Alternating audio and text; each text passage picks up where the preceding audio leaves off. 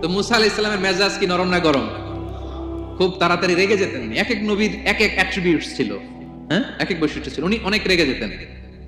উনি থাপ্পড় মেরে একবার ফেরাউনের বাবুর্চিকে দুনিয়া থেকে শেষ, বড় হয়ে ফেরাউনের বাবুর্চির একটা সেই বুখারীতে এসেছে মালাকুল মাউতকে মারছিলেন একটা, ওই যে ছোটবেলা থেকে মারার অভ্যাস।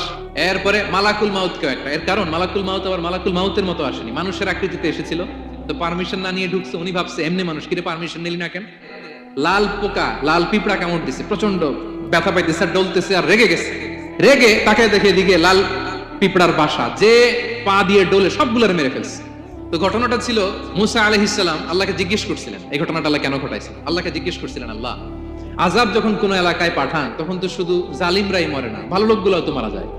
তো এই আযাবে ভালো লোকগুলা কেন মরে? আল্লাহ উত্তর দেয় না, এই ঘটনা ঘটাই দিছে। পিঁপড়া যখন কামড় দিছে রেগে সবগুলো মেরে ফেলছে। আল্লাহ বলে, মুসা কামড় দিছিল কয়টা? কয় আল্লাহ একটা। তো ওগুলো